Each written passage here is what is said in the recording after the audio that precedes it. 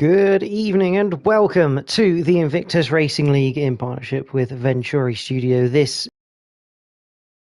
the top of our equal performance divisions, and we're here for round number 5 from the legendary Red Bull Ring in Austria. For it's going to be a short lap, but lots of action during this lap. It's a phenomenal little circuit. Always brings little bits of action here and there throughout the race, and the possibility of a safety car relatively high around here, especially on this game, at least anyway. Good evening to Xerox and Bob. Welcome to the stream. Xerox says time for more action. Yes, it is indeed. My name is JPH, and joining me in a few minutes, hopefully, will be Bruce, my co-commentator. He will be joining us partway through qualifying as we get into the 18-minute qualifying session that will form the grid for the 36-lap race. In this, we do have Bashu's Joshua Bashford, if I'm not mistaken. Volcano for McLaren, Alex for the Red Bull, Brando Carmelengo, JP911 who's reserving in the Red Bull for tonight, Ryan in the AlphaTauri, Ginger Tiger the Aston Martin, Ashtube for Alfa Romeo in the Williams MDJ, Blester completes the Alpine lineup for tonight, he's reserving, Owen in the Aston Martin, Louis in the Ferrari, Shavshov in the Haas, got spooked AlphaTauri, Sam Hewitt in the Alfa Romeo, Merckx in the Mercedes, Lerner Driver in the McLaren, and Reshka rounding out our 18 runners for the night in the Williams. Let's get set, and we shall have a look and see who we've got out in the pits at the moment. I got a feeling Owen is the leading car out of the pits in the Aston Martin. He's got the Red Bull of Alex behind him. Small little thing about Austria is a 4.3 kilometre circuit. Its first Grand Prix was in 1970. Back then it was the Österreich ring, which then got transformed into the A1 ring, and now is the Red Bull ring. It does have 10 corners. 7 to the right, 3 to the left. And generally speaking, it's a fantastic lap to go on. So let's go on board with Owen as we prepare for the first qualifying lap of tonight. Get going through 9 into 10. We're now a little bit wide, try and open up that as much as you can to get a good run. Up to turn 1, the Lauda curve. Renamed after the death of the F1 legend. 4th gear, clip the inside curve, use a little bit on the outside, but generally speaking, pretty easy. Turn 2, just this absolutely flat left-hander, as you then hit the brakes just after the 100-metre board for turn 3. Up over the crest, getting traction as you head into the second of the DRS zones is key out of 3, as you now come back down the hill towards turn number 4, hit the brakes again about 100 metres, 3rd gear, get it tucked in, open up the steering to, again, just get that drive, you go through 5, absolutely flat. 6, hit the brakes, downshift twice to 5th, open up the steering, get it up into 6 to get the traction, and then slot it straight back in for 7. 8 is a flat right-hander, just don't go too wide, you will invalidate your lap. Turn 9, we've got a bit of traffic coming up, but it shouldn't affect us. Down to 6, get the car turning back on the throttle, and then to the final corner, Owen runs a little bit wide, invalidated lap unfortunately. It would have been a 103.9, but yeah, it was just down a gear for that final corner, and just kind of like flick it and dance it through, per se. So that was a lap of the Red Bull Ring here in Austria. Alex is the first one to set a lap. Volcano just coming up to the line. He's just invalidated on that last corner. It's very easy to do. Brando Carmelengo. What a wicked name that is. 103.994. He'll go top of the timesheets for now. We've got Lerner Driver. 104.4. Who else do we have? It's a Ferrari or an Alfa Romeo. It's a Ferrari of Louis. He'll be coming up to the line. And that's third place for the Ferrari. I'm going to have to quickly readjust a quick noise setting. There we go. Ginger Tiger up into 4th, Sam Hewitt 5th, Ashtube currently in 6th. We have got the Alpine of Merck's only put in a 107.2, maybe going for a second flyer. Blester up to the line, it's going to be a 104.6 for him.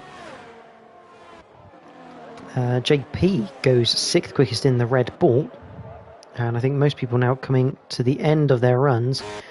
Ryan just come out, got spooked going onto a lap, but I will take this small little break to welcome Bruce, the co-comms. Good evening, Bruce, how are you? Yeah, good evening, JPH. Apologies everyone for the as per standard late arrival, but yeah, no, looks like I've got it just in time for the start of quali and yeah, a few people's first laps. Yeah, just over half the grid, and one thing we got to mention: only one Mercedes here tonight, meaning it's a good opportunity for the likes of McLaren to pull back some points. Yeah, absolutely. I mean, Merck, obviously, we know he's going to be obviously that first time not representative of what he's going to do in quali. I'm sure he'll improve massively on that, but. Yeah, it's a good chance, as you say, for the others, but I haven't said that. I just noticed Merck's on intermediate, so that'll be why. But yeah, it's a good chance for the other guys, but Merck is more than capable of scoring big points for Mercedes solo. So yeah, obviously the other guys will want to try and get ahead of him, and I hope their teammate backs them up as well. Yeah, absolutely, and we know the McLarens do tend to be quite quick. Volcano's first lap got invalidated by that final corner, has got spooked, takes provisional pole position for now. Interesting strategy for Merck to come out on the intermediates. I mean, they are a softer tyre than the softs, I think, but unfortunately they don't quite yield the same amount of grip. Yeah, no, obviously a little bit too groovy for these conditions, but yeah, it'd be interesting to see. We've seen a few people do that over the last couple of days, and obviously being a tier 3 noob that I am, I don't really understand the logic of the intermediates, but I'm sure there's a very good strategic reason for it. I'm not sure if you know JPH, but also noticed Ryan is currently on his lap, his first lap at the moment as well. Yeah, he's just coming through 5 up into 6, and as MDJ has retired, I believe that's in the pits. So not quite sure what's going on there. Ryan comes up, and another big talking point is going to be that pit lane entry as Ryan just comes through turn 9 and turn 10 to complete this flying lap. Don't think it's going to be pole position, but it won't be exactly far away. 104.4 puts him into 5th.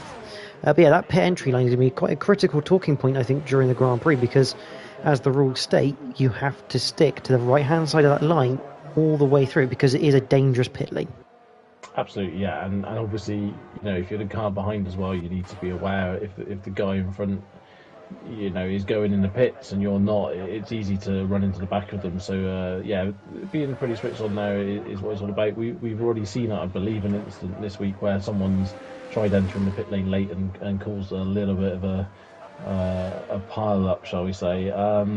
So yeah, hopefully everyone sticks to the rule. As you say, around here in particular, it's a little bit sketchy at best.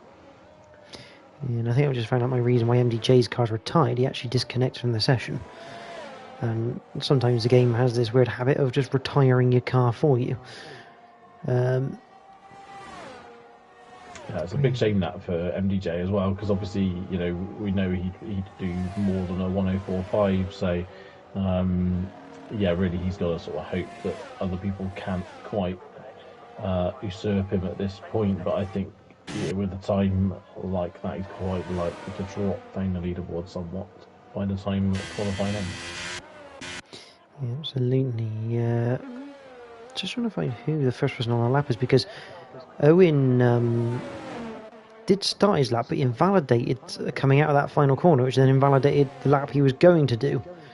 So now he's got to go again, and the biggest problem with this as well is if you mess it up, the fuel mode goes back to standard, and you can't change it back to lean once you've completed your outlap. So it's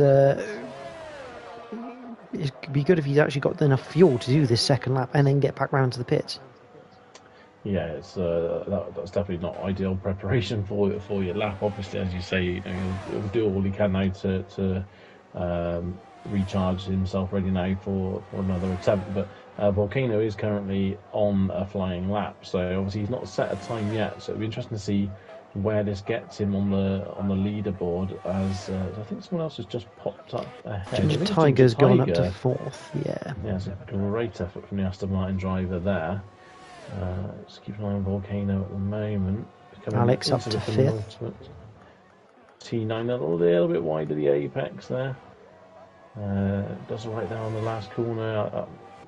And Volcano goes second. I think he's 1,000th of a second. So that's pretty close. But I think Volcano there, he definitely has more time in the bank. And Owen goes pole. And there he is. We know Owen's got pace, and he's showing it now. He's been, again, Owen's having another one of these seasons where he's got the pace, but just gets that little bit of no luck at times in the races. And it's caused him a few issues in previous seasons, and it's doing it again this season. So hopefully this will be a nice turning point for Owen, and we can see him back up the front of the field where he kind of belongs.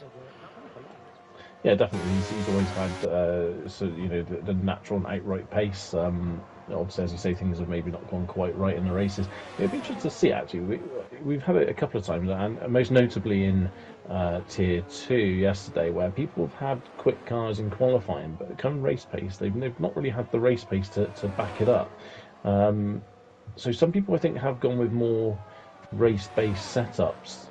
Especially as in Tier 2, I believe Ivan, who won the race, came from 15th on the grid, I think, and his teammate came from 20th on the grid to 5th. So obviously qualifying pace doesn't necessarily always mean everything. And yeah, it'd be interesting to see whether people have gone with the race setup or the qualifying setup.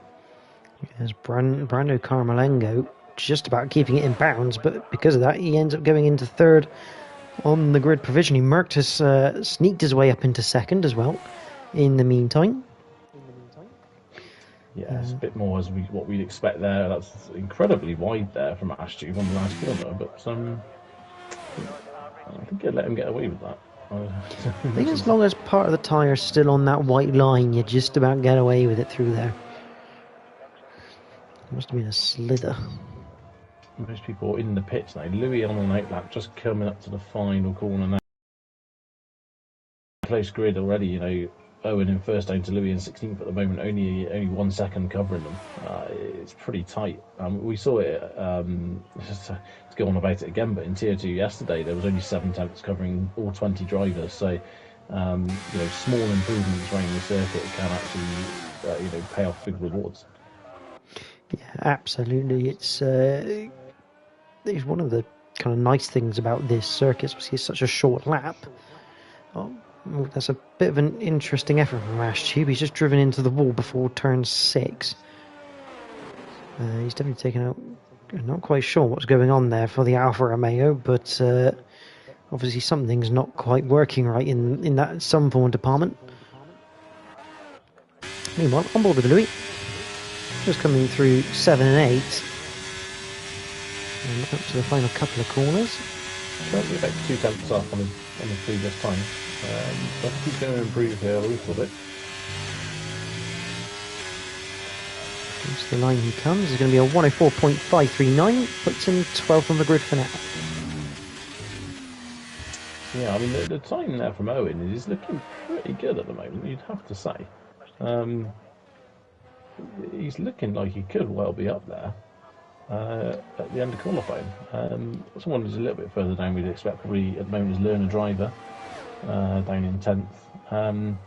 As I say, until you get into that race, it's hard to know exactly how everyone's approached this, and some setups work better than others, as I said before. So, whilst it's nice to be at the front for qualifying, it's a short-ish race, but it's also a long race as well at the same time, if that makes some sort of sense to anyone. It's a little bit like Monaco, isn't it? It's a short lap. Laps go by quickly. However, you've got so many of them, sometimes it can feel like a longer race. I mean, I remember the last time we raced Monaco, I looked at the lap counter thinking we were near the end, and we'd only done 20 laps out of the 40. Yeah, it's. I'm normally looking at it, and there's only about 10 laps gone normally around Monaco at that point. But yeah, it's as you say, around that circuit in particular, it can be a bit of a drag. But yeah, around here, I mean, 36 laps around this circuit. Okay, it's only a minute or so per lap, but yeah, it just there's so many opportunities for overtaking. I think it feels like the race can go on for quite some time, and there's plenty of opportunity. Yeah, and as we've seen this week, plenty of opportunity for Bernd Mailander to have his say in the race proceedings as well. Seems like an easy track to have the safety car trigger. Hopefully we don't see too much of that tonight, because what this circuit is really good at is providing the close action that you don't need the safety car to close everyone up. But we shall see. Yeah, absolutely. Owen now on his, what I assume will be his final flying lap, 500th down currently on his first sector time, so nothing massive there. He still can pull that back quite comfortably. Obviously depending on how well his previous lap went for himself, I guess. But yeah, he's come down now to turn 4. Nicely hitting the apex there at turn 4. Run down then through 5 and I believe 6 here. Difficult corner 6, easy. You don't want to get hooked up on the curb there. It can turn you around pretty quickly. And a little bit of a slide, and he's backed out. Surprising though, he's backed out very, very late, so he might not get another run. Although looking at the time, he can probably go for a recharge and go again. Although he's starting to come back in the pits, I think that will be possibly the end of his qualifying. He's trying his hardest to get in there as quickly as possibly can, I think. But yeah, I think he's going to be right. That could well be that, I think. And he had to wait for a Ferrari, I think that was, to come out the pits in front of him as well. So yeah, it's going to hamper his time even more. Well, one driver we haven't seen put a time in yet is Shabashov. Probably absolutely mincing his name right now, but he'll have to correct us at some stage. We know he's quite quick, so I think we're looking at this 1.2 second difference between the whole grid, which is a fantastic sight to see. Yes, definitely, 100%. I just watch him bashy at the moment. He's 500 down at sector 2 on his best time, so thinking about getting the slipstream there from the Alfa Romeo in front, but didn't have enough time to duck in behind him. A really, really good penultimate corner though, and a very good last corner. This could be an improvement for Bashi. And it is by just over 1/10 of a second, puts him up to 5th. Yeah, so there's two places he's managed to go up for the sake of 1/10 of a second. Shows you how fine the margins are. Ginger Tiger just coming up through the final sector now. He's got a little bit of traffic, but they're all staying out of the way, which is good to see. Through 9 into 10, flicking it through. Nowhere near the track limit, so definitely a safe lap. It's a 104.164. It does improve, but doesn't actually improve his position. Yes, I was just on board then. I think it was Alex I was on board with. He's about 2/10 up on his time, so he's looking to improve as well. He was just coming up behind Louis, who was on an outlap, and I think Louis had a half panic and spun to the inside of turn 6, getting out of his way. But yeah, didn't hamper Alex at all, and he goes 3 tenths quicker up to 6th position. Great time by himself. Brando Carmelengo just starting his next lap. I've got to say, that's probably got to be the best name on the grid tonight, is Brando in that Alpine.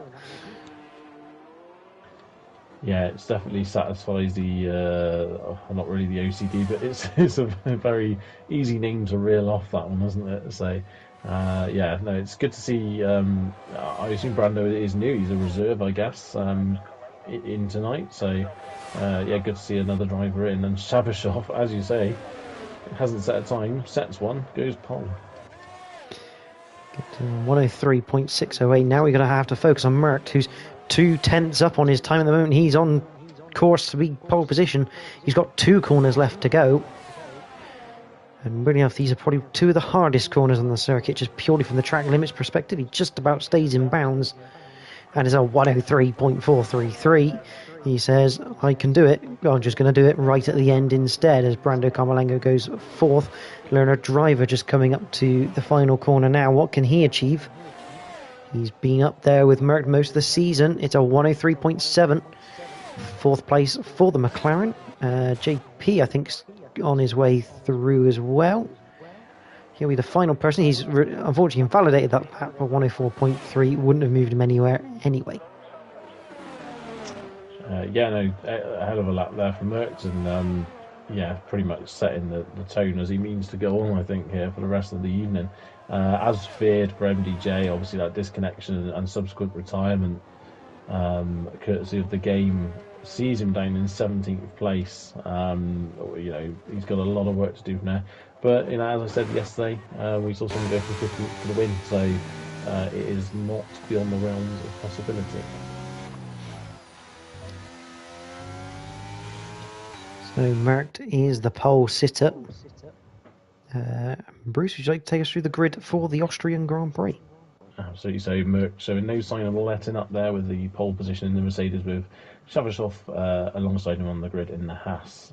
Owen and Learner Driver share the second row, with Brando Camaro 6th, Bashi a great lap for 7th, and Alex in 8th. Gotspook 9th, Ryan 10th, Blaster 11th, Ginger Tiger 12th, JP 13th, Reska 14th, Astu 15th, Louis in 16th, MDJ and Sam Hewitt on the back row in the Williams and the Alpha.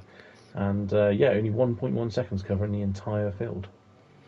Yeah, it's fantastic sights to see. Brando Carmalengo also, he is not reserve, he is a genuine Alpine driver for the season. He's replaced Martin Juroska for the rest of the season. Still good to see, the league still attracting new drivers, even at this sort of midpoint of the season, and hopefully they get good races, enjoy what they're competing in, and stick with us for the long term, because here at Invictus it is a fantastic racing league and a fantastic group of drivers. Yeah, absolutely, is some great racing times, and we've seen that already this season. But for anyone who's watching this stream or has only just joined, this is the Tier 1 of the Invictus Racing League Equal Performance in partnership with Venturi Studios. You've only seen qualifying, but if you've enjoyed qualifying, do obviously like the stream. It does help the IRL and us as well. Also, if anyone wants to do any predictions, me and Bruce tend to stay away from predictions because we normally get it horrifically wrong. But if you do fancy predicting who's going to win or the podium, then by all means make sure you comment in the stream. To be honest, I think we could say there's about 5 or 6 drivers here who could end up on the podium. Yeah, absolutely. I think you'd have to assume that Merck is going to be one of them, and it'll take some superhuman effort to stop him being on the top step of the podium again tonight, I think, especially after that showing in qualifying. I'd love to see Owen stay on that podium as well. I just get a feeling that MDJ, he always finds this way of making his way through the field, and if things happen the right way for him, maybe a couple of helpful safety cars or something, I can see him going up there. But based on positions at the moment, I would probably, even though you say we don't do predictions, I'm going to go for it anyway. I'm going to go Mert, Learner Driver, and Shabashov in that order. It could be incredibly wrong. There you go. Looking at the tyres, complete opposite to what Tier 3 was. I don't know what Tier 2 was like, but we have just the 6 runners on the hards, which is Mert, Shavashov, Brando Carmalengo, Got Spooked, Ryan and MDJ. The rest of the field on the mediums. I think it's safe to say that we're probably in for a dry race. Possibly a bit of rain, or we're not sure. We don't have the weather. But a lot of drivers going on the medium tyre, which I don't know if that signifies there could be a bit of rain around, or whether people are just going, they want the faster tyre first. Yeah, perhaps. I mean, it looks very clear. Normally, you do get a little bit of cloud cover.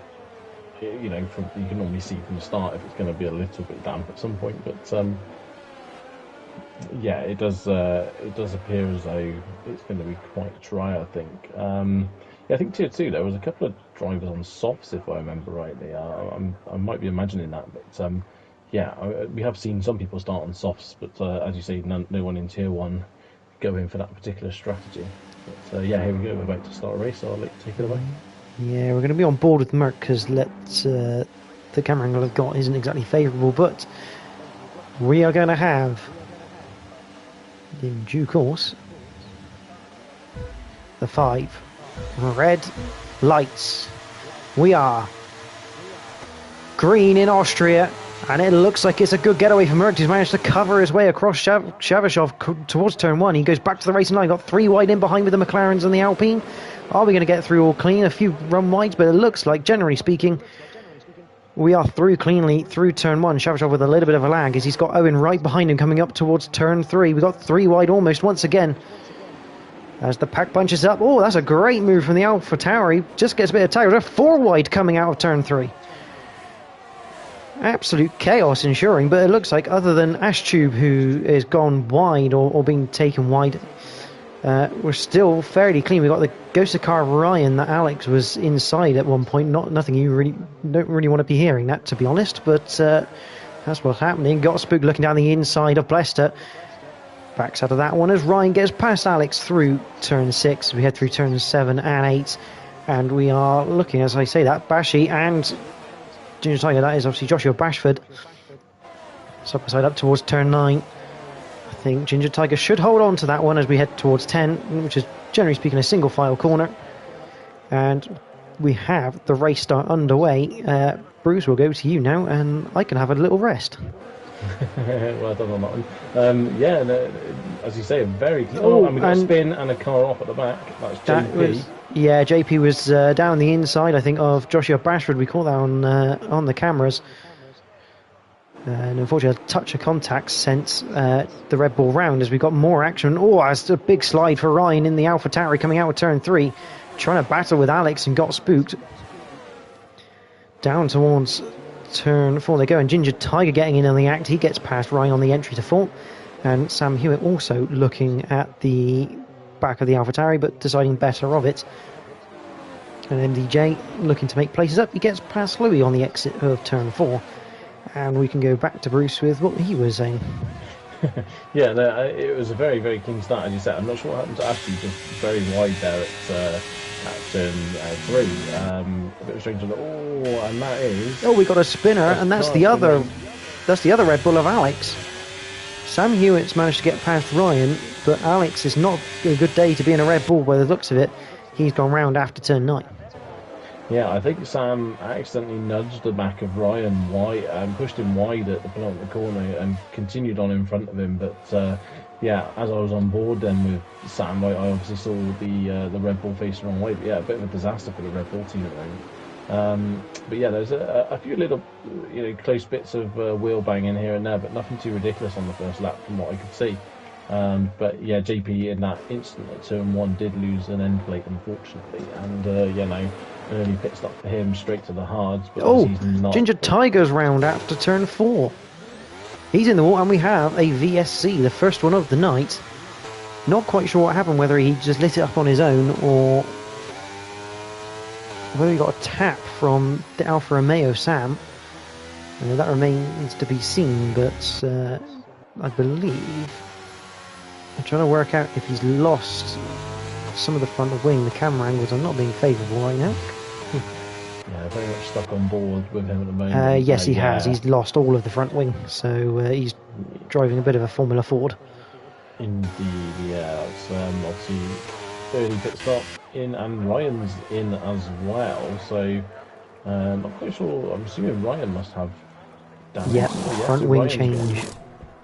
Which is a bit strange. Might explain maybe that's maybe when he got the contact from behind it, maybe he had the damage and he was basically struggling to carry the pace for the corner, and maybe it's caught Sam out. I'm not really sure, to be honest. I'm kind of just guessing, but yeah, unsurprising that on a drive-through for Ryan for speeding under the VSC, which is pretty incredible because he's only just come out the pit lane.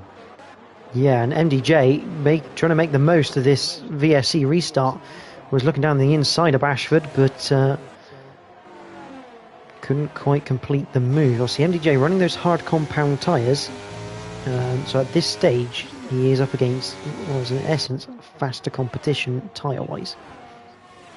Absolutely. I think Owen and Leonard Driver maybe would be a little bit disappointed they haven't made moves yet on the front two, being that they are currently on the softer cut of the two compounds currently being run. But yeah, we do have a bit of a DRS train at the moment running down to Leicester, and then got spooked a little bit too far behind to get that. But obviously he's not really under pressure from Sam. Owen looking to the outside of Sharashov, maybe looking to square the corner up. He's got to be careful because he does have Learner Driver lurking around if there's any mistake. Into turn 4, I know we're not close enough, and Sharashov is actually looking more like he's going to put some pressure on Merckx now. Merck did have like a 1 second gap prior to the virtual safety car, so I wonder if he took that virtual safety car a little more steady than the others, and it's just allowed them to close up that gap. Whilst it does neutralise it, obviously not everyone necessarily will stick exactly to the deltas. Ashtube and Ginger Tiger having a bit of back and forth through turn 3. Yeah, exactly that, and also sometimes where it goes green can be quite important as well. If you get the green flag mid corner and the guy behind's got a little bit of a straight, then he's obviously naturally going to pull a little bit of time. Caution, and Louis is out of the race. There's a full safety car. That's on the exit up the final corner. The car's kind of like tweaked a little bit and snapped and into the wall would be my best guess there for Louis. Again, we can only kind of do a bit of detective and guesswork, but generally speaking, you don't normally have much contact with that last corner, and that inside curve, if you can cut it, but if you get it wrong, it does unsettle the car. Definitely, and yeah, I mean, the one you normally get on the final corner is where you run slightly wide and then spin to the inside, whereas I think Louis was on the outside of the corner, wasn't he? So yeah, I'd expect maybe that's probably what's happened there. Big shame for the Ferrari driver and the Ferrari team in general, because I think that's the only one out there today. So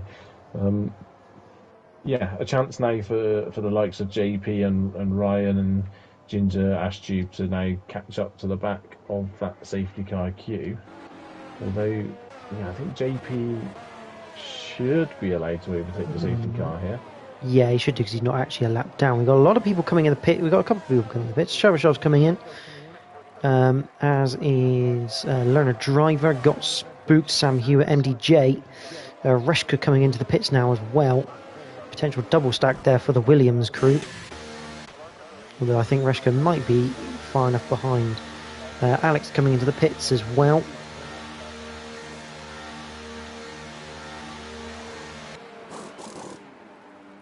It's a slight delay for Reshka, but nothing too serious. I wonder now whether or not this is now the guys that have now come in that were on the hard tyres, feeling that maybe they'll be quicker just going for a medium to the end of the race. I think it'd be very difficult to get one set of mediums to the end of the race now, with the amount of laps left. But yeah, medium or medium soft strategy now to the end of the race could be a good shape. Yeah, I mean, what were you thinking? Like the mediums, maybe like lap 15 or something like that, wasn't it? I think. So I think a medium strat would be probably the way forward, and most of the drivers should have two sets of mediums if they've gone with the balanced option of tyre selection. So it's not unusual. Obviously, Learner Driver's gone from mediums to hards, which I still don't know if those hards will do the rest of the race. They might do, but obviously. Most of the races this week have been interrupted with safety cars, which means we've never actually had that sort of stint running to know how long they will go. Yeah, I mean, I think testing-wise, I think they were somewhere between the 2 to 3% wear rate per lap. The front left around their circuit is the one that really takes the punishment, to be honest. So, assuming you get very minimal tyre wear here, you get, yeah, say we go on lap 9 maybe. So yeah, that's going to be still quite an effort to get them to the end of the race. I think they'll be struggling towards the end, but if he feels that he can pull enough gap and get that free pit stop from doing this, he may be able to hang it out. But yeah, I wouldn't be surprised if he feels actually he might have to come back in again towards the end of the race for another set of tyres. I think if you're on the hards now, a hard soft strategy would be the way you'd want to go and really hammer out those last like 6, 7, 8 laps on low fuel with soft tyres, just going almost like quali laps all the time.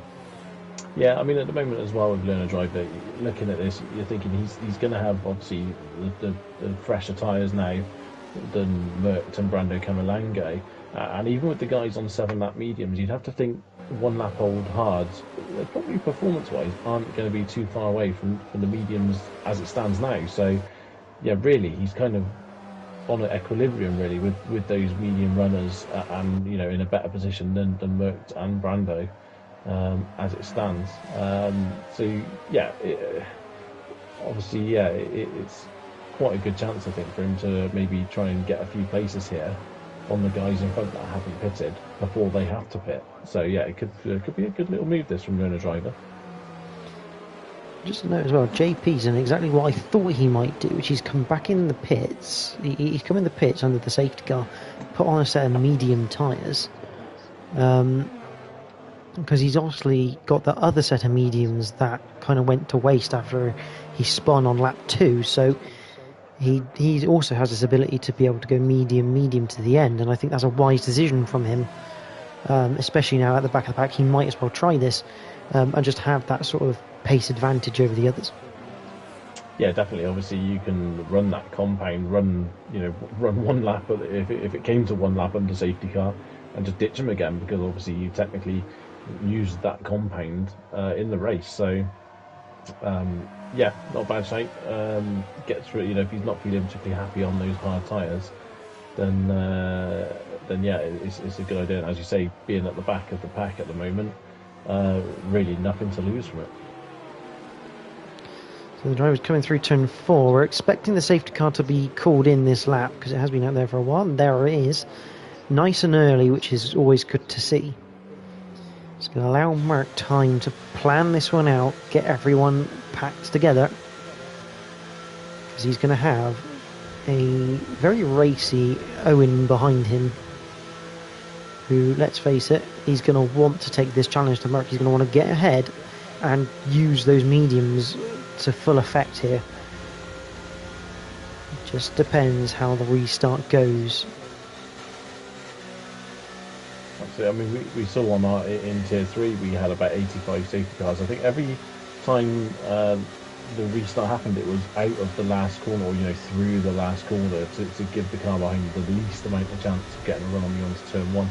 Be interested to see if Merck follows that, and at the moment you'd have to say looking at this, it's going to be pretty similar. Yeah, Owen almost intimidating the back of the Mercedes, and there we go, out to the final corner goes Merckx. It's a good launch, but Owen's managed to stick within 0.3 of him, and here comes the Aston Martin. I don't think he's been close enough in turn 1, but up towards turn 3 he could be a big threat to the Mercedes. We quickly cycle through the pack. Looks like we got away cleanly once again. I think Merckx having to deploy a bit of ERS there to keep the charging Owen behind. Shavashov going past Bashford. I don't know if that's going to be kind of Bashford allowing Shavashov through in terms of teammates, or whether that's just a case of Shavashov going, get out of the way, I need to get in front of you. Learner Driver looking to the inside in turn 4. He's going to make that move, and that's a Williams in the background. That's MDJ going through on Sam Hewitt. A little bit of jostling for position as they go through. Ryan gets past Ginger Tiger as well in the background. And Shavashov already looking at the back of Blester, and he's right on the wing of him. Oh, that's a big off. Blester's off. He's managed to hold it away from the barriers, but yeah, a huge moment there for Blester. And although he's lost it, he's in the wall. He's going again, I think. He's okay. He's back in a straight line. Yeah, I mean, I thought he was heading to the wall. He's interestingly coming to the pits there. Well, see, maybe he's just collected a little bit of damage. Oh, MDJ's round at the first corner. the Williams round, and he's got going again, but he's down in 16th place. And there's also Bashy as well. Yeah, Bashford's round as well. So I don't know if there's a bit of contact between those two. Meanwhile, Shavashov, he's dispatched one of the Alpines. Not quite the way he was probably intending to, but he's gone down the inside of Brando Carmelengo. And Carmelengo, nothing he can do about that on 10-lap-old hards to Shavashov's 4-lap-old mediums. And it looks like Shavashov's going to make this really count, as he's already on the back of Volcano. You just see the grip difference through the corners. Yeah, it's going to be massive, and yeah, there's every chance he could be at the front as Lerner driver goes past Brandon Camalango there as well, and got spooked down the inside as well. So yeah, he's Brando is under pressure a bit here now. He's kind of got to regroup after that, and just try and keep his head as best he can now and stick to the back of the pack, because at some point those mediums, whilst they're not much better now, as Volcano gets past Owen as well, I believe they're now for P2. Yeah, Owen outside of the DRS range as MDJ's come into the pits and retired, unfortunately. Yeah, obviously Owen outside of the DRS range of Merckx already. Merckx obviously getting rid of some ERS probably to get that gap, as here comes Shavashov to the inside, and we've also got the AlphaTauri behind. I've got spooked on Lerner driver, or it might be the other way round, to be honest.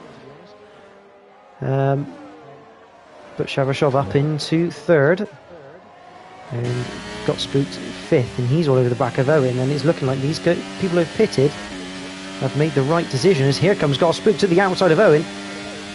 Through 8 up towards 9. This is not an easy corner to go side by side on.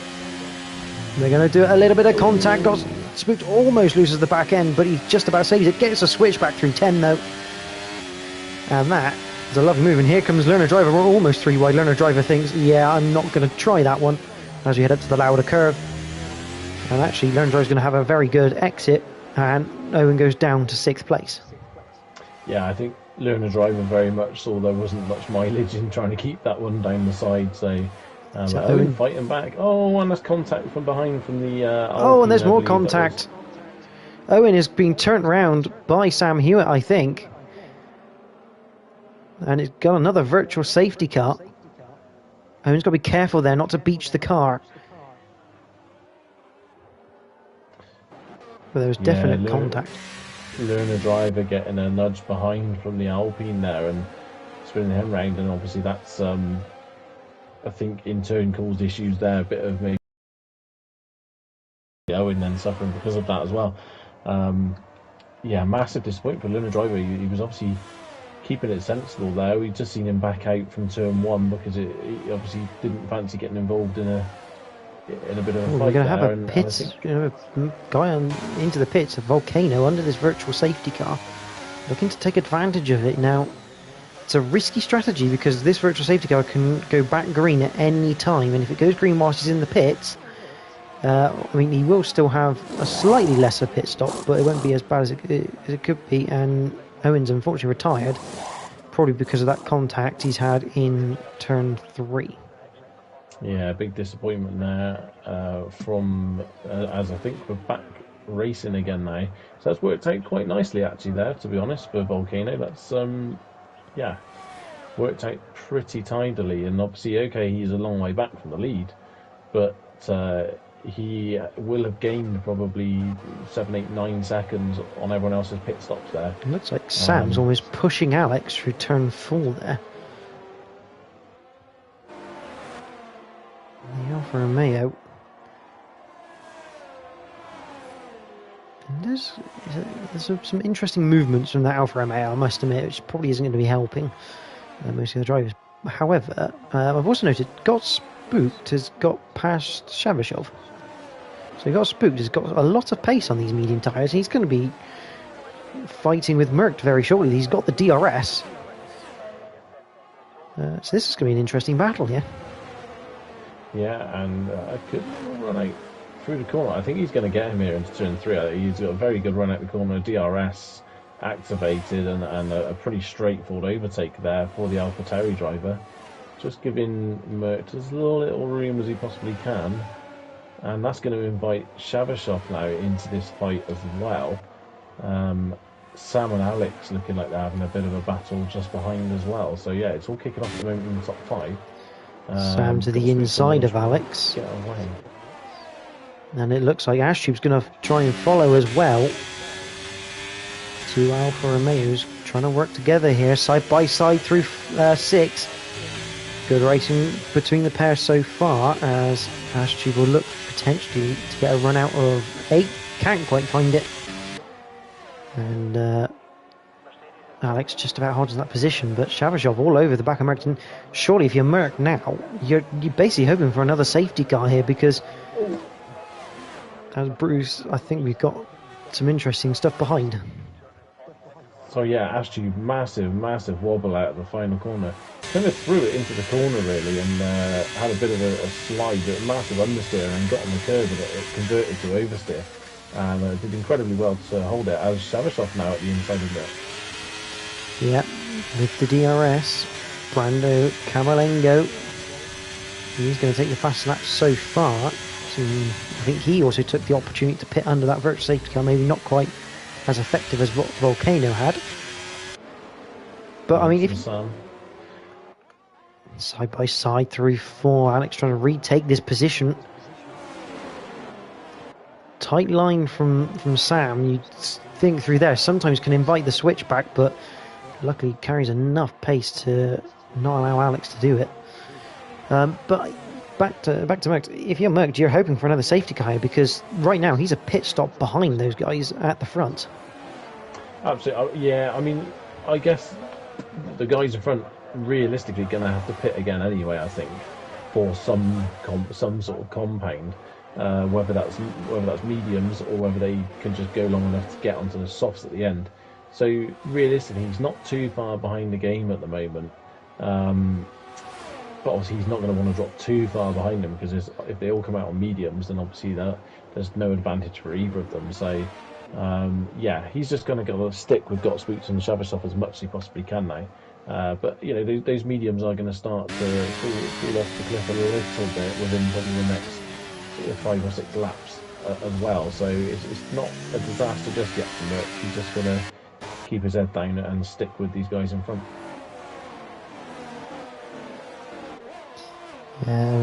Commenting if he was spun around at turn 3. It's a massive shame, because we know Owen's got pace. We want Owen to do well. The luck at the moment just really isn't on his side, as it looks like. Oh, I'm not quite sure what's going on with that AlphaTauri of Ryan, but he's coming into the pits.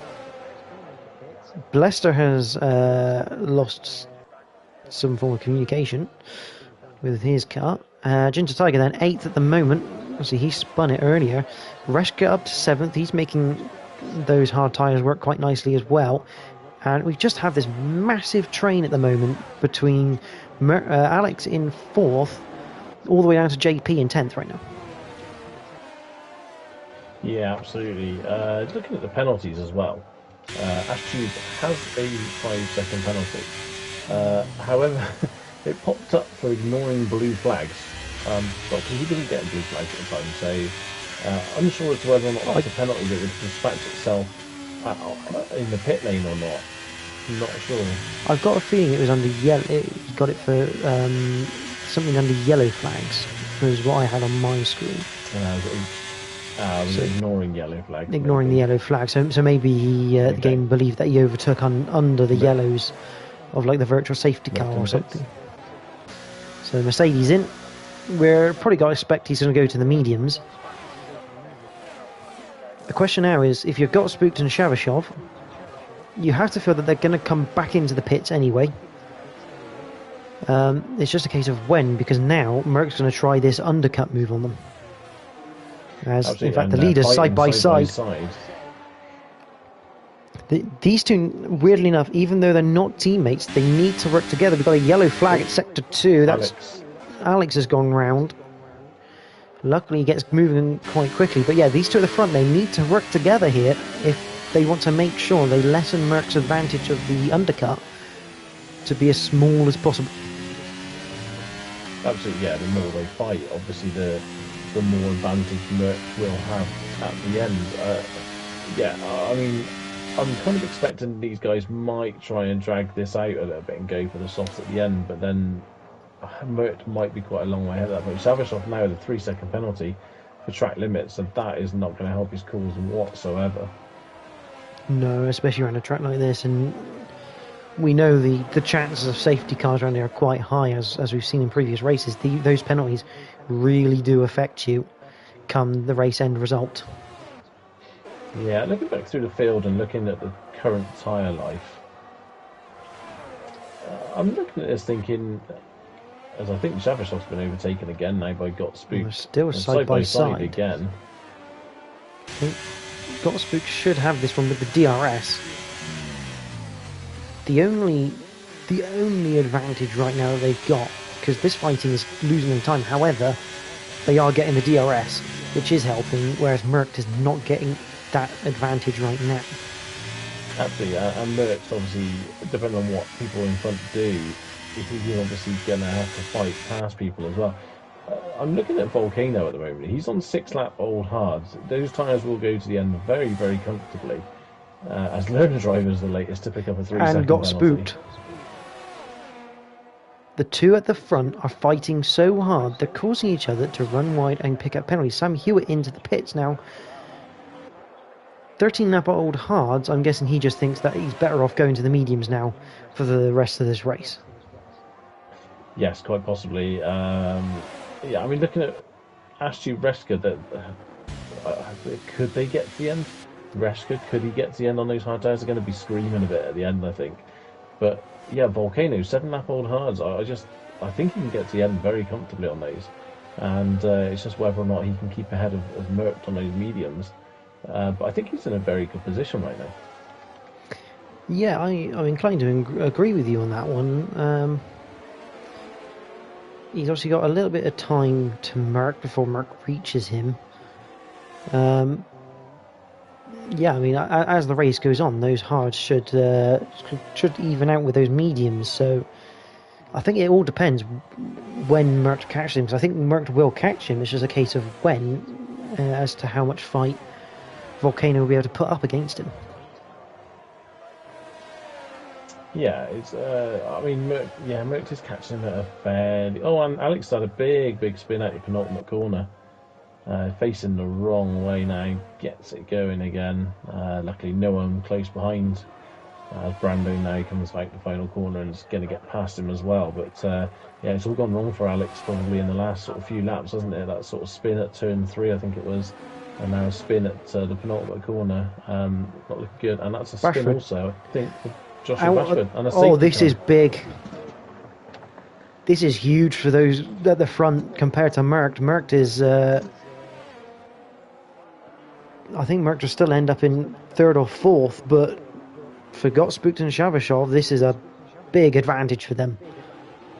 Yeah, I mean, I guess we're looking at probably, I don't know, a 12, 13 second pit stop for those who are now going to come in, or, you know, that sort of, it's a lot less time lost compared to green flag running.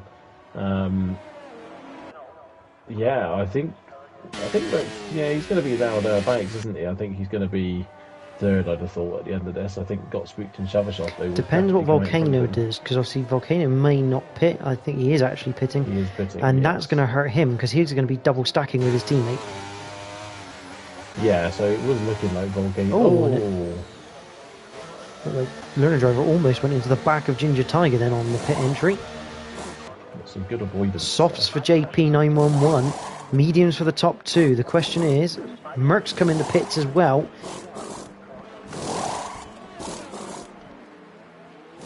So Merck deciding. Set of mediums. Yeah, and this is going to be interesting. We've got a very big mix and array of different tyres. I'm not surprised really that Merck's done that, because I think he knows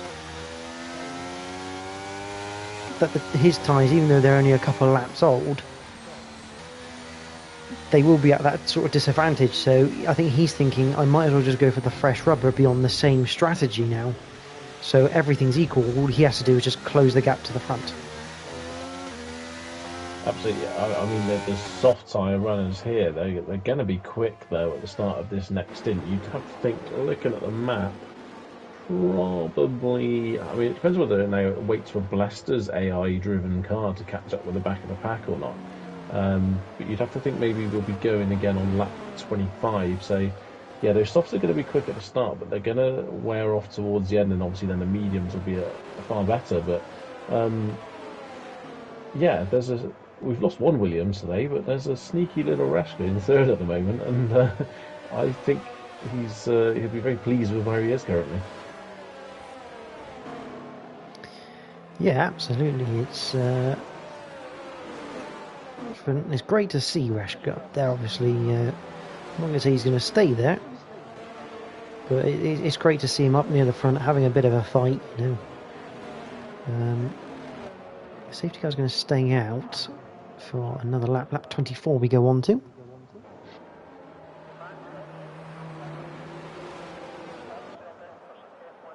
Yeah, as you say, for Volcano, you had a really good looking like a really good strategy then. I think he was always going to be guaranteed a podium until that safety car came out.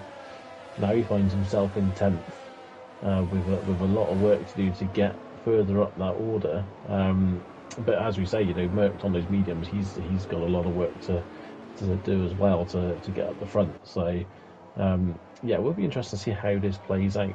To be honest, I think learner driver, you'd expect him to make some pretty quick inroads. You know, he's probably a little bit quicker than some of the guys in front of him at the moment. But yeah, this is great. This is set up for a Grand Slam finish. Yeah, absolutely. I mean, 12 laps to go, and learner driver, he's definitely going to be one to watch on those soft tyres. Volcano's also gone softs. So obviously they're thinking maybe we're going to get another lap after this and have about 11 laps worth of running, which I think the softs will probably do around here. But obviously it's whether that balance of speed will have that sort of balance come the end of the race. We got someone, Reshko, I think, just pulling out almost like just to make sure, just in case the safety car suddenly slows up, he doesn't run into the back of anyone.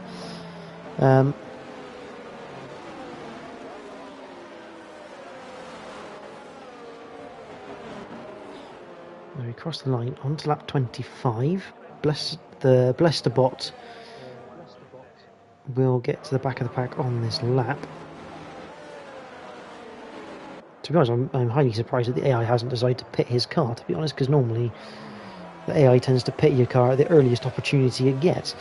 But yeah, I mean, talk about predictions out the window. This is why I don't really ever predict, because you just never know what might happen.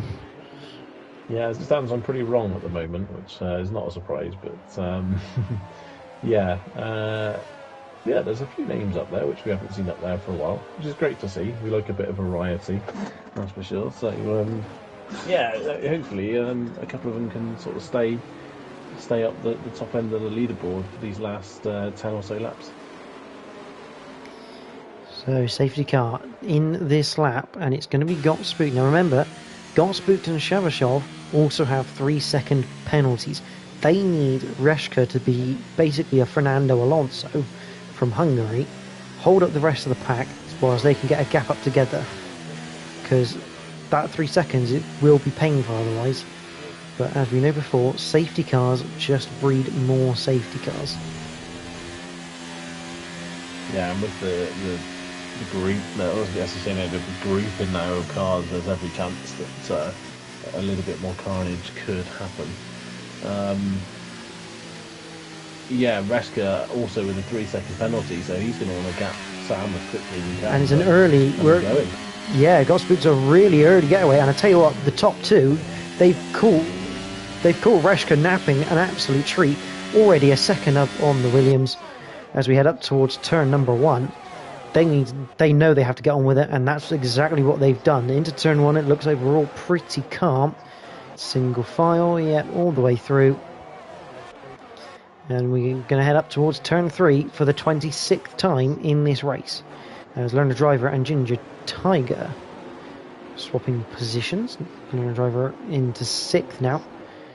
And Merc looking all over the back of the Aston Martin as JP is alongside Sam Hewitt coming down towards turn number 4. He's on the outside, he's in front before he gets into the corner. That's the difference of softs to slightly older mediums, because Sam Hewitt obviously didn't have a fresh set left. Whereas Learner Driver goes down the inside of Sam as well. That's a brave move through 6, but he's made that one work, and that's exactly what he needs to do, whilst Merc is sat behind the Aston Martin of Ginger Tiger.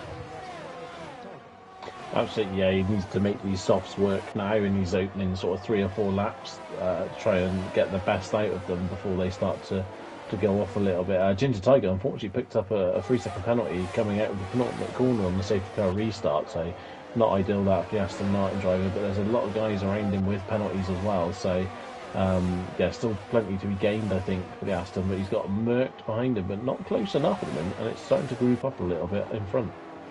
Learner Driver up into 4th now as he gets past JP.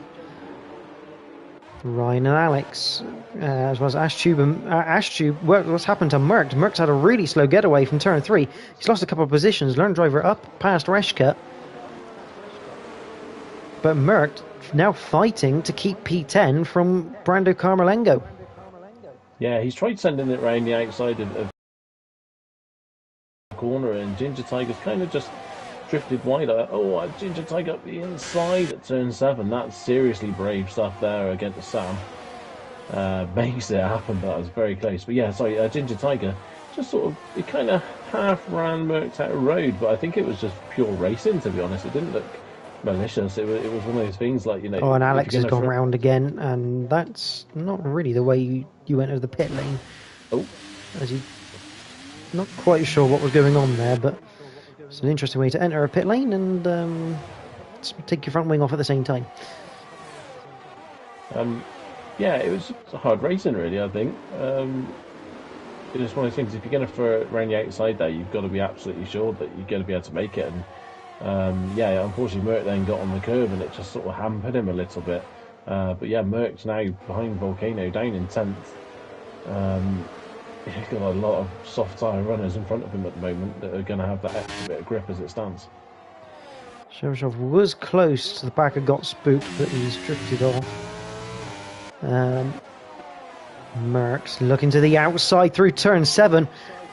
Brave to go. I mean, we thought Ginger Tiger was brave to go down the inside, going around the outside. That's almost clinically insane on this circuit. But he made it work, but Volcano's had a good run. And has retaken a little bit of contact as Merck gets into the back of Volcano by the looks of it, and he's going to lose a place to Carmelengo. This is going all wrong for the Mercedes driver. Yeah, it's one of those things now. He's just got to regroup a little bit here, get his head down, and you know there are still 8 laps left in this race, still plenty of time. You'd have to say maybe the win is not on the cards, but I think he can still score a lot of points here. You know, realistically, there's a lot of 3-second penalties floating around, and he's not that far away from them. So, yeah, I think Merck's still got a potential for top 5. He's just got to try and avoid any issues. I think people are racing that extra bit hard tonight, and it's just proving a little bit more tricky for the Mercedes driver. So you say he's not far away. I mean, 3rd down to the last points playing position, only in a DRS train.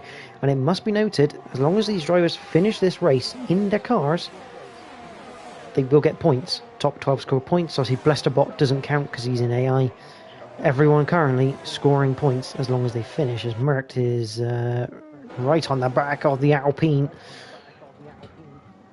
Can he make anything work? The problem is he's at the back of this DRS train, and it's a long one. The longer they are, the harder it is to claw yourself back through the field.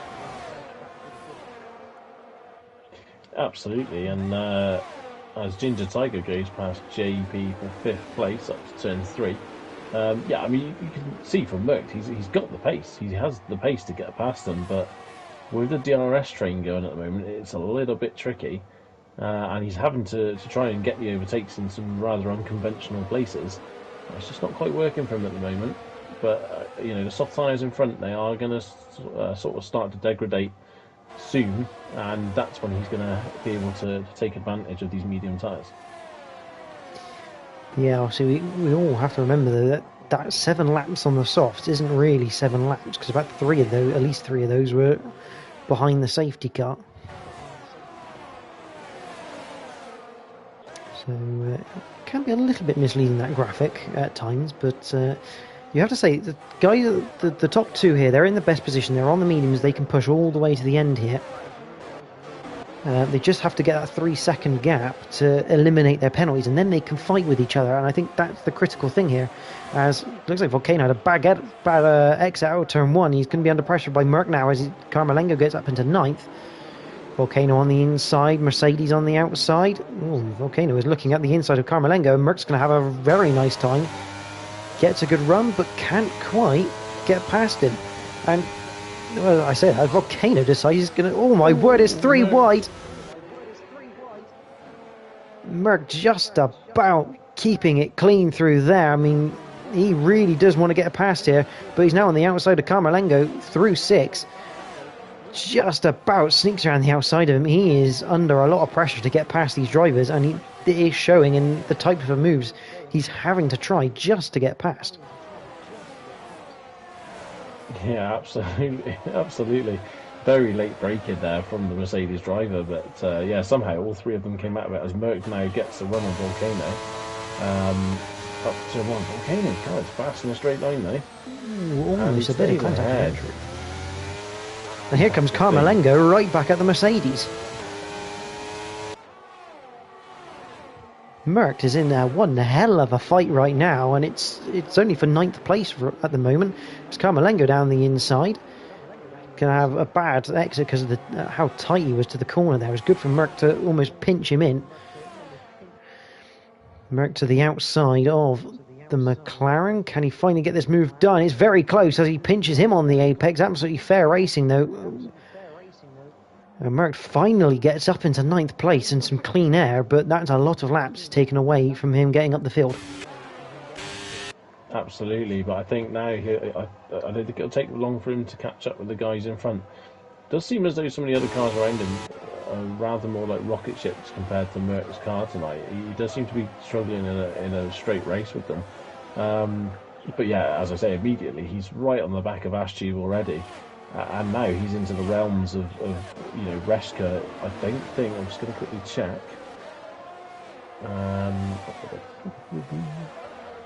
Reska is less than 3 seconds ahead now of Merc. So realistically, I think Ginger Tiger's just lost a bit of end plate on the back end of Reska. We'll see if we can pick that up as we head down towards turn number 4. See if we can actually have an outside camera angle of his car as we head into 4. It does look like he's a little bit slow mid-corner as Merc is past Ashtube. Right side end plate. There we go. Right side end plate has gone for Ginger Tiger. Bruce confirming on the damage report there. Oh, Merc now trying to get past Sam Hewitt as well. Down into the penultimate corner. He's going to stick it around the outside. That's a great move from Merc. He's pulling off some blinders tonight. He doesn't have a choice but to get through clean. He's on the back of Ginger. He's down the side of Ginger.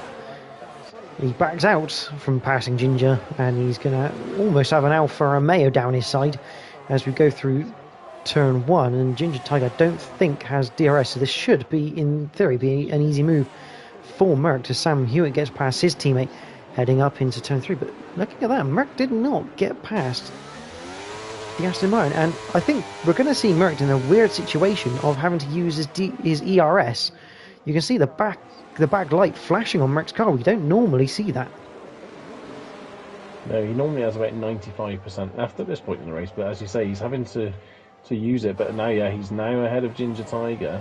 At the moment, I worked it out. I believe that at the moment JP is on for podium, so if Merc can get past JP, then that puts him up to 3rd place. As it stands, Ginger Tiger going backwards now with that front wing damage. A big shame for the Aston Martin driver. He's had a great race up to this point. And yeah, he's just really struggling in the corners.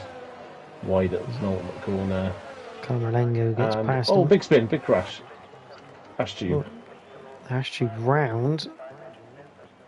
There's like Ryan in the pits as well, which is a bit interesting. There must be some damage there as Merc looking to get past JP911. This would in essence be for a podium position. And Merc does get past the Red Bull. Yeah, I think JP there being a reserve tonight, I think he very much just kind of didn't fight that. I think he just thought, yeah, fair play. Don't want to get involved in this championship fight at the moment, which I think is the right thing to do. It did look quite passive there from the Red Bull driver. Meanwhile, the focus now returns to the front because the got Spooked and Shavashov. They've got 3 seconds now to learn a driver. They've got 4 seconds to learn a driver. These two now, I think we're about to see a mammoth battle for this race win, as I think JP's actually now spun coming out of turn 7 into 8. So that good result not going to happen. But here comes Shavashov to the outside of turn 1. They're going to go side by side onto the curb. Goes the Haas. They got Blesterbot in front of them. So it means both of them get DRS up towards turn 3. Shavashov still looking around the outside. Good racing between the pair. They're still going at it. Who's going to have the DRS? None of them, apparently. They must have been absolutely dead heat level across the detection point. As he's still trying to go at it. Shavashov now just about ahead of Got Spooked. This is the final lap. We're coming into the final sector of this race. The Haas through turn 7, turn 8. He's got 2 more turns to negotiate. Merck's got past Learn Driver on track. Through the penultimate corner, it looks like Shavashov's going to do it. He's burnt all the ERS, but he will win the Austrian Grand Prix, followed by Got Spooked. Reshka, what a race from him. He's going to cross the line in 3rd. It's going to be 4th, I think, in the end. Merck will take the final podium spots. Reshka 4th, Learner Driver 5th, Carmelengo 6th, Sam Hewitt 7th, Volcano in 8th, Ginger Tiger 9th. Ash Tube will come home 10th after that spin on the penultimate lap, or lap 34. JP will come home 11th with Ryan rounding out the 12 remaining runners and getting a final championship point. Yeah, it was a pretty incredible end to the race. Brilliant work there from Shavashov at the end. Yeah, pretty impressive stuff there from both him and Got Spooked at the end. Brilliant to see Got Spooked get a result as well. You know, he's had a lot of bad luck recently. And yeah, that comeback from Merck there. As I said, it's just a case of keeping his head and taking the chances when they came, and eventually it sort of worked out pretty well for him in the end. Not used to seeing him off the top step of the podium, but yeah, brilliant work from the Haas driver. Yeah, if I'm right in thinking, I think Merck had a pretty much perfect record this season so far, which has now been taken its first blemish of the season. I say its first one because we kind of hope there's more, because whilst we liked Merck, we do like these races where he has to fight for every sort of point he wants to get. It's absolutely great to see. Bruce, you want to take us through the provisional? Shavashov there converting his front row start into a win in the Haas. We've Got Spooked, an excellent 2nd from 9th on the grid.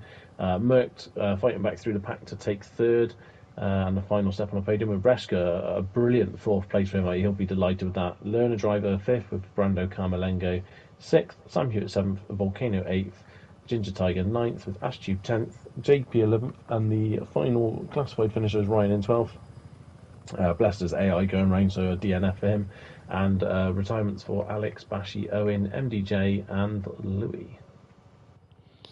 Perfect. Now, the game's driver of the day was Sam Hewitt. 18th to 7th was a fantastic effort. Although I have to say,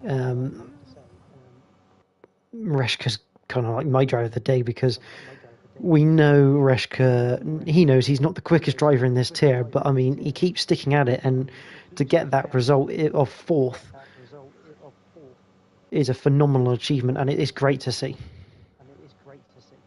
Yeah, it's brilliant. As you say, great to see. And I believe last week, I think he was had a good result last week, or he was in danger of a good result last week anyway, at least. So yeah, brilliant to see. You know, that just the perseverance has paid off there really for Reski. You know, things maybe haven't gone quite his way over the last season or so that we've seen. So yeah, a great reward there for the perseverance, and yeah, I'm delighted for him. Yeah, obviously sliding podium, which is great to see. But what's nice enough with the drivers, they're going to have a break week next week. And it's an ideal timing because the next circuit that we go to in a couple of weeks' time, let's face it, it's not an easy circuit. It is Monte Carlo. Where, I mean, if you think anything happens in Austria, anyone can retire in Monte Carlo. Yeah, definitely. It's chalk and cheese compared to what we just witnessed, really, in technicalities. But yeah, obviously a standard street circuit, but on steroids. There's more chance of incidents there than any other circuit that we race at, and yeah, one small mistake can be pretty detrimental to your entire race. So yeah, it'd be interesting to see how they adapt to it. But yeah, as you say, 2 weeks to get a bit of practice in ahead of that race. Yeah, now, obviously, normally we'd interview the top three, but I'm pretty certain, well, Shavashov is on a PlayStation. I'm not sure he can do in the interviews because I'm pretty certain the last time he, I think it was RP, he wasn't able to do them. So we'll get a write-up for the podium. But we will have Reshka join us from P4. Unfortunately, welcome Reshka. Well done on your P4. However, if it wasn't for your slight time penalty, you'd have had a podium. Oh, I'm so gutted with that. It was such a minor slip as well at turn one, about halfway through the race, that got it me. I don't think I've got any others after it. I might need to just have a look at how close it is, just in case there's any chance of getting it back. But no, without that could have been a very unlikely podium. Honestly, I would have. I never thought I'd finish this high up at the start of the race. I mean, you qualified 14th. I mean, the pace is there, especially around this circuit. It's such a small lap. Obviously, everyone's got pace around this circuit, especially. But I mean, P14. At one point, obviously, you came in under the first is it safety car, virtual safety car. I can't quite remember exactly what it was now. What was your thoughts at that point in the race? Was it just a case of I'll try and take a bit of advantage on the chance that I can gain a bit of time up here? I think it was. I came in during both full safety cars, so it was mediums to hards the first time. And no, I was always going to come in then. I knew at that point in the race, should a safety car, well, even if it was just a virtual safety car to come out, I could. It was quicker to do a two-stop from that point than it was to stick it out on doing the one-stop. So I was always going to come in and kind of planned to do two stops. As the race was going on, I was kind of thinking, oh, my hard tyres are lasting okay here. Do I push it? And then the safety car came out, lap I was going to pit anyway, so I'm like, oh, okay, pit to mediums, go to the end. It all worked out very well for me, really. I have to ask, what's it like seeing, quite frankly, probably quite an angry Merckx in his Mercedes suddenly come up behind you? Because I will tell you now, he did not have an easy time getting back through that pack, and you could tell he was really going after it. What was it like seeing that Mercedes just suddenly come up behind you like Jaws? Me and Merckx were chatting before the race about wing angles, and I did mention to him I thought his wing angles were a little bit high. So I kind of knew in advance. I know he only came up to me with one lap to go, but I thought I was always going to have a go at Lerner on that last lap. I thought, oh, if he gets up behind me, I'll at least. I think he'll struggle to get past me, and then I think he attempted a half lunge at the last corner, but I kind of braked a bit later in anticipation and couldn't pull it off. But no, I kind of thought, no, I know he's got too high wings, he'll struggle to get past me. So I was feeling okay actually at that point. Bruce, do you have any questions for Reshka? Yeah, obviously we've been watching you now for the last season and a half doing the Tier 1 comms, and things haven't necessarily always gone quite your way at times. With this result now, is this a new rejuvenated Reshka heading into the second half of the season? Maybe, I don't know. We'll see. It is Monaco next, which has always been my best and favourite track, so hopefully we'll get a good result there. But I don't know. I think in absolute pace today, I don't think anything had really changed. I could tell, certainly through the first stint, I was hanging on to DRS, but only just. I was having to push to do so, and I wasn't kind of threatening anybody. My entire progress up the field was just because I happened to keep clean amongst what seemed to be 200 incidents that happened today. So I kind of just did that. Fortunate safety cars and all that kind of put me in a good place, but my absolute pace wasn't really there. I think it helped as well, but everybody who ended up around me at the second restart was on softs. So I learned it got past me, which I knew was going to happen. I kind of just thought, okay, stick in his DLS, and hopefully that will be enough to delay everything long enough such that the softs start to go off and my mediums will become better, which is what happened. But no, I don't think you're going to see a sudden rejuvenation in my pace. I think I'm still towards the back. I just got a bit lucky today. I don't think luck has anything to do with it, but I do have to ask, because obviously Bruce has only been watching for a season and a half. Obviously, I've been commentating on yourself for probably like the last 3.5 seasons. What's it like? Because obviously you don't have your usual partner in crime this season in Ghost. No. What's it like having someone different? Because obviously you two were a very, very formidable team in terms of Ghost bringing like the pace and the tips in terms of the laps, and you yourself bringing across, as he said multiple times, the almost like the setup genius side of things. I wouldn't call myself a setup genius, but no, it's to be honest, it was a shame that Ghost couldn't do this season, but at the same time, I think it is nice to have a bit of a change. I think when you were together, somebody together for quite a long time, like we were, you build a great relationship and everything, particularly if you work well together. But somebody else comes in and immediately they've got a different viewpoint and different ideas and all of it, and it kind of like, oh, okay, maybe I'm thinking about this wrong. So I think change is good sometimes because it does kind of like sharpen you up a bit. Well, congratulations, Reshka, on your on-track podium and end result of 4th place.